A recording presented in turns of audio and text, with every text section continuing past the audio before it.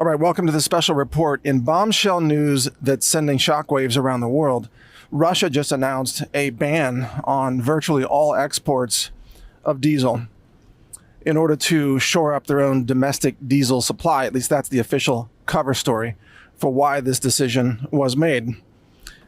This is already sending shockwaves, like I said, through the world oil markets, and it's going to create shortages, or at least price increases with some scarcity in many countries around the world, ultimately affecting the United States because oil is global. It's a global commodity. If countries in the Middle East can't get the oil from Russia, they're going to get it from somewhere else. That's going to take away supplies that normally the United States relies on. So you are going to see now diesel prices really skyrocketing in the United States and elsewhere. Now, since oil prices are skyrocketing as a result of this, it also means that gasoline prices are going to skyrocket, perhaps not as much percentage-wise as diesel, but gas will go up as well. Now, there are two critical things happening here that I think we all need to understand. Point number one is that both Russia and Saudi Arabia are using energy scarcity, in the case of the Saudis cutting back oil production, and now in the case of Russia banning diesel exports. They're using this as a way to try to achieve regime change in the United States. Now, both the Saudis and Russia, remember, those are two nations that are highly dependent on energy exports, as the bulk of their GDP, the bulk of their wealth comes from energy. The United States has been at war with fossil fuels under the Biden regime. Biden has not only shut down domestic supply and domestic infrastructure, including pipelines, refineries, exploration, and so on, including some big exploration projects that were already awarded in Alaska and now have been rescinded by the federal government, and that's going to have devastating consequences. But like I said, not only has domestic supply been shut down by Joe Biden and his handlers, but also this push toward EVs and the push to ban combustion engines is a long-term pain for Saudi Arabia and Russia. On top of that, the United States Navy destroyed the Nord Stream pipeline, of course, in the Baltic Sea in order to halt Russia's exports of natural gas to Europe, simultaneously damaging Europe's economy and, frankly, devastating Germany's industrial capabilities, and at the same time attempting to punish Russia economically by destroying the pipeline. So the United States, under the Biden regime, has been at war with fossil fuels because, of course, the climate cultists are in charge, and it's a cult of lunatics who think that all energy is bad, or I guess at least except solar energy, but they won't tell you that that requires mining of minerals and so on. And they like wind energy, except wind energy isn't reliable. So essentially, they believe that energy is bad and that humanity needs to be cut off from energy, which of course would cut off humanity from food, which is also part of the climate cult, to destroy the global food supply, as we've been seeing in spades across Western Europe as well as the United States and Canada. Eat the bugs is the mantra that's guiding them. So both Russia and the Saudis want to defeat Biden. Russia and the Saudis would much rather have Donald Trump as president, not because Trump is, quote, a friend. He's not a friend of Russia. He's not a friend of the Saudis per se, but Trump knows how to do deals with people, with nations. Trump would restore trading status, and Trump would end the war in Ukraine. And Russia wants to get back to trade. The Saudis want to get back to exporting more oil. So they want Trump or someone like Trump in the White House. In fact, they want Trump a lot more than they want RFK, because RFK is anti-fossil fuels for the most part as well. So the Saudis and the Russians would much rather see Trump in the White House. In order to achieve that, they want to make the economic pain really hurt for the next year in the United States. And it's simple for them to do that. All they have to do is create energy scarcity and energy price inflation. And that's exactly what they've both been doing. And you can thank Joe Biden for that. In fact, you can thank Joe Biden for the fact that due to his shutdowns of domestic energy infrastructure in the United States, he has created extreme vulnerability to foreign actors and these kinds of supply side maneuvers that are going to really hurt the U.S. economy. You see, if we had more domestic oil exploration like we had under Trump, where the United States was energy independent, the U.S. was actually seeing a net exports of energy because we were producing so much domestically. Oh, and by the way, don't forget, RFK Jr. says he's going to ban fracking, which would most definitely devastate a lot of U.S. energy production. But anyway, we were a net energy producer and exporter under Trump. That was all reversed by Biden. As a result, the United States lost its energy security, and the U.S. has become more dependent on other nations, including Saudi Arabia and indirectly Russia, for its energy imports. So in other words, by shutting down domestic energy production, Joe Biden made us vulnerable to the Russians. Think about that. Vulnerable to the Russians' decisions. All right, so that's all under the category of trend number one, which summarized is that the Saudis and Russia want to see Joe Biden removed from office. And the way to achieve that is to cause a lot of economic pain over the next year so that voters are fed up. Because, voters see gas prices and diesel prices, and they see food prices. You can hide a lot of numbers from consumers, but you can't hide what it costs them to buy food at the grocery store, because they do that themselves. And you can't hide the increasing prices of gasoline or diesel at the gas pump. So this is one of the most direct ways to kind of open the eyes of the American consumer and force them to realize, hey, this sucks. This Biden regime sucks. And like, everything's more expensive. We can't afford to live, right? So that's what's going on. Trend number two, which is just as important, but longer term. Trend number two is that we are seeing a collapse of globalization, a collapse of global trade, as more and more countries in the age of scarcity and also inflation caused by fiat currency money printing around the world, more and more countries are blocking exports in order to protect their domestic supplies of various commodities. For example, India and rice. So India banned exports of rice, a couple of months ago. Not every variety, but the most popular varieties. I think they still export basmati rice, for example, but the typical white rice that you get that makes up the bulk of rice around the world, India banned that from being exported. Why? Well, because rice was becoming unaffordable domestically. And then India was seeing a lot of revolt-oriented type of political pressures of people who are unable to afford to eat domestically. So India bans exports. We're also seeing, by the way, right now, a lot of food supply chain friction between Poland and Ukraine. So Ukraine is trying to export its grains right now, and Poland accuses Ukraine of dumping low-cost grain onto the marketplace, hurting Poland's farmers. And so Poland banned grain from Ukraine, and then in response, Ukraine is banning certain food exports out of Poland. So there are more barriers being erected worldwide. And those are just a couple of examples. There are many more. For example, I think China banning seafood exports from Japan or around Japan's waters because Japan is dumping radioactive Fukushima water, into the ocean.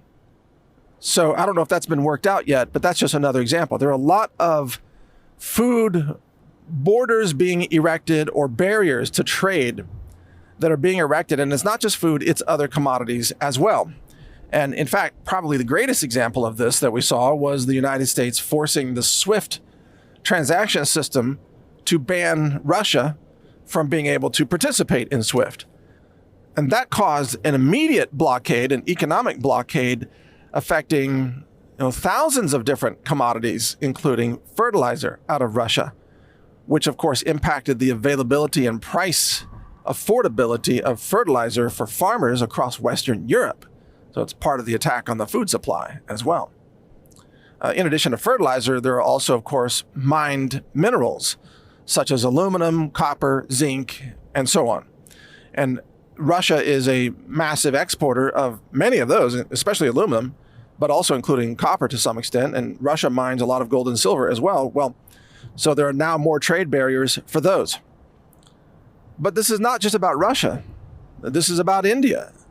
This is about China. This is about Japan. This is about many countries around the world that are now erecting more barriers to global trade as the global trade system is itself imploding.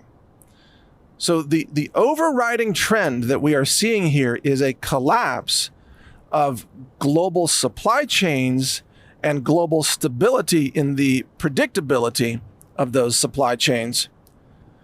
And you can feel this right now. You can see it yourself when you try to get replacement parts for your air conditioner or replacement parts for your car. Some people are having to wait 6 months for a part for a car, and they can't drive the car because the part's not available. And in some of these cases, some of these cars are so advanced with electronics these days, and one little sensor goes out, like a 50-cent sensor, usually emissions related, and the car refuses to run until you replace the sensor, and the sensor is not available anywhere on the planet for the next year, that kind of thing. That's happening. And so you're seeing the breakdown of the entire global system of trade that came into existence following World War II, with the United States dominating naval power and the US dominating the projection of power, which created safe routes for international transportation of shipping containers. And because of the very, very low costs of shipping goods on a shipping container, I mean, it's just like pennies a pound, if not less, maybe a fraction of a penny a pound. We saw globalization explode after World War II, especially through the 1970s and 80s and 90s and so on. Globalization exploded because it was very inexpensive to ship materials, for example, to China or to Vietnam or Indonesia, have them assembled, have the manufacturing there with cheap labor laws and very few environmental protections and so on, and then to ship the finished goods back to the markets in North America and Europe, typically. Well, that wasn't possible before globalization.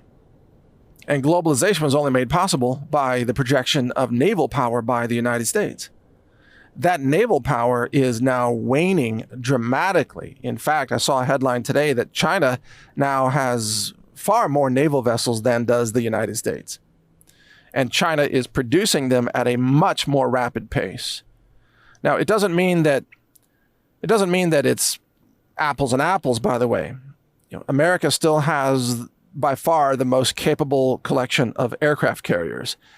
And I think the aircraft carriers that the United States has are far more effective compared to China's aircraft carriers. However, that is changing.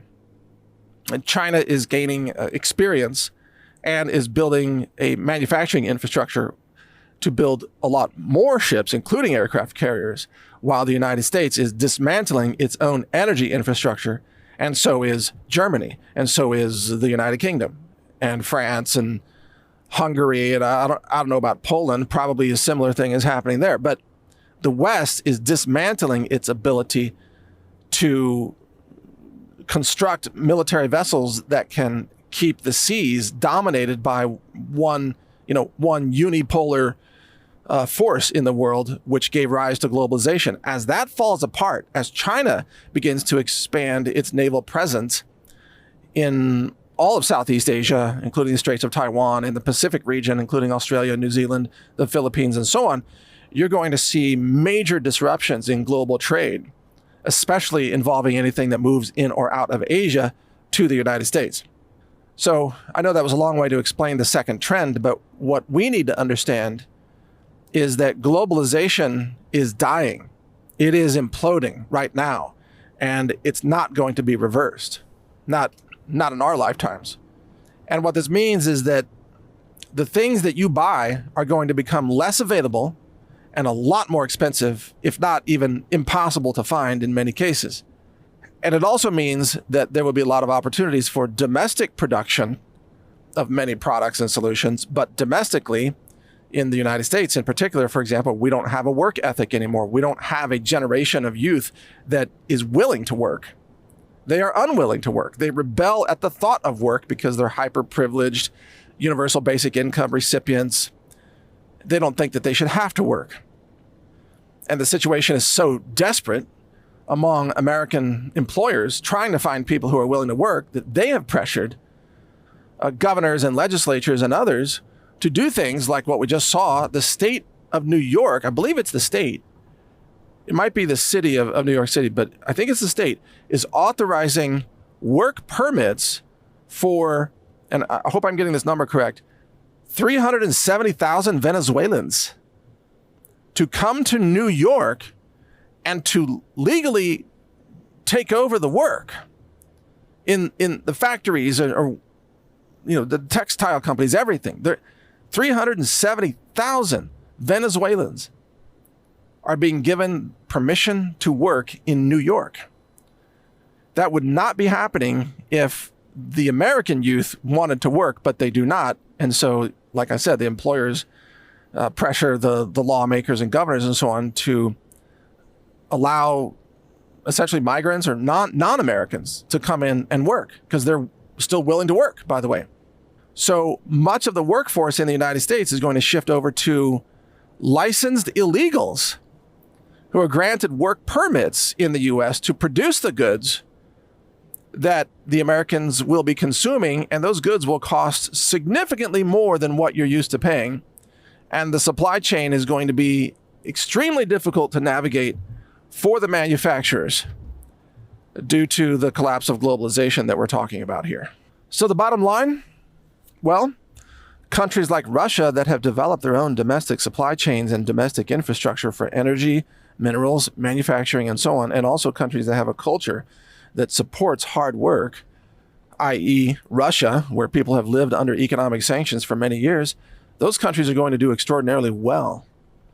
Countries like the United States that have outsourced virtually all the manufacturing and that have abandoned a work ethic are going to suffer torturously under a lack of supply, a scarcity, price inflation, and also, of course, unemployed youth just carrying out acts of chaos across the cities as they are known to do now. That's all they do. I guess they have, like street racing parties and drug parties and everything, and then they just attack police, and that's what youth do across America's cities now, apparently. It is accurate to say that life in America is going to become a lot more difficult. Life in Western Europe, a lot more difficult. Life in Russia is probably going to improve. And also in many other countries around the world where people are willing to work, it will get better, but not in the United States. Prepare for extreme scarcity, supply chain chaos and disruptions, outages of the parts you need, and frankly, poverty, just widespread poverty and destitution across the United States, which will give rise to, of course, revolts and social chaos, and who knows what's going to happen in the cities, but that's where we are. Thanks, Joe Biden, for giving us hell on earth with your anti-energy policies and your pro-war policies and your censorship of free speech and so much more. The gifts that keep on giving, and if you keep voting for Democrats, you're going to keep getting it. That's for sure. All right, thank you for listening. Mike Adams here, the Health Ranger from Brighteon.com and naturalnews.com. All right, I'm going to do something unusual for you today. I've got here the Ranger buckets from healthrangerstore.com that so many people have invested in as a food supply. This is certified organic, laboratory verified, but I'm going to actually go through and open these and show you what's in them today and show you our dedication to the kind of packaging, the kind of secure packaging, and the quantity of what you get in here. This is just one of these are almonds in here, one of the types of packaging that we have. I want you to notice how secure it is. You can, no, it's okay, sit. I don't want my dog to get alerted by that. but you've got different nuts and seeds in the package. And then if you take off this lid, there we go, you've got these kinds of hard bricks of vacuum packed with the aid of nitrogen in this very rigid, rugged, thick material that prevents oxygen from oxidizing these products. So here we have black beans. Here we have lima beans. Here we have millet and rice. Again, all certified organic, all laboratory verified. We test them for heavy metals. We test them for pesticides or herbicides like glyphosate, flax seeds here. We test them for microbiology to make sure that you're not getting E. coli, salmonella, yeast, or mold. Here's red lentils, high protein. Again, all certified organic. And in this pail, it makes it virtually rodent proof. So more of the smaller packages here, these tend to be nuts and seeds and some butter powder. Now the ingredients vary based on what's actually available right now from the world supply of food. So you need to go to our website, healthrangerstore.com, to see what's actually in the buckets that are available right now. It can vary, but here's certified organic popcorn. Here's red beans. Here's quinoa. Here's some more small red beans, pinto beans. And, oh, that might be palm sugar and cacao powder. It just depends. It varies based on what we have available. So you'll have to go there and check it. But look, this is what you get in a 2-bucket set. It's a huge number of servings. It can feed a lot of people for an extended period of time. The actual statistics are on the website. If you want to know how many calories and how many servings, it's all right there at healthrangerstore.com. But folks, this is built for long-term storage. This is no joke. Between the buckets that are very rugged and roadworthy, you can take these on the road. They can handle a certain amount of abuse. And the sealed packages that keep out oxygen and prevent oxidation. This is serious long-term preparedness. And then these can be used in, hundreds of different recipes. And you can add things like if you have availability of butter or even lard. If you're into animal products, you can add those other ingredients to various meals and soup mixes using these base ingredients. And then you can get your nutrition that way, and you can make it through an extended period of societal failures, food shortages, famine, or even food inflation. All of these food items are going to go up in price as time goes on here, because of the collapsing value of the dollar. And what that means is it's never going to be as affordable as it is right now. Food prices aren't going down. They're only going up. But this is a tremendous amount of food. And it's when you cook it, of course, it expands because these are dried formats. So this, even here, as much as this is with the stacks and the pouches and everything, it looks like so much more when you actually cook it. So again, look at the website, healthrangerstore.com, search for Ranger buckets. And if you don't need this much food, or you just want one of these items, you can get what are called mega buckets or mini buckets that focus on, just 1 or 2 materials. All right, so here's an example of a mega bucket right here. This one contains only hard red wheat that is certified organic and lab tested, as are all our products. But you can get these individual buckets that are dedicated to one item if you wish, if you just want more of one certain thing. And we have these number 10 cans here, by the way, of different products. This is certified organic palm sugar, a low glycemic sweetener. And here's a number 10 can of just macadamia nuts. And even though these have plastic lids, they're sealed steel cans. So they're completely rodent proof with very long shelf life. They're very rugged, and they're also easy to handle because of their size. And again, we have all kinds of different food items, whether it's nuts, seeds, grains, legumes, all kinds of things, including whey protein, powdered milk, things like that, available right now at healthrangerstore.com. If you're concerned at all about the availability of the food supply, then you absolutely want to check this out. because what we have is unmatched anywhere in the world. Nobody does as much laboratory testing for the cleanliness of their foods as we do. Nobody in the world. And we do more testing than anybody. We have our own ISO accredited laboratory that we operate, that is audited, it is inspected, it is, and our whole facility is, by the way, certified organic, USDA audited and inspected annually, if not more often, including kosher certification for most of these items as well. You can find all the details on our website, again, healthrangerstore.com. When you're looking for backup food supplies, this is your answer right here. We've got it. We've been making this for years. We ship ourselves out of our own warehouse, our own fulfillment center in Central Texas, and we're ready to deliver these products to you right now so that you can get prepared. And of course, every purchase helps support our network and our efforts here at Brighteon.com. So thank you for your support. I'm Mike Adams, the Health Ranger, and get prepared is all I can say for what's coming. Thank you again for your support. God bless you. God bless America. Take care. A global reset is coming, and that's why I've recorded a new 9-hour audiobook. It's called The Global Reset Survival Guide. You can download it for free by subscribing to the naturalnews.com email newsletter, which is also free.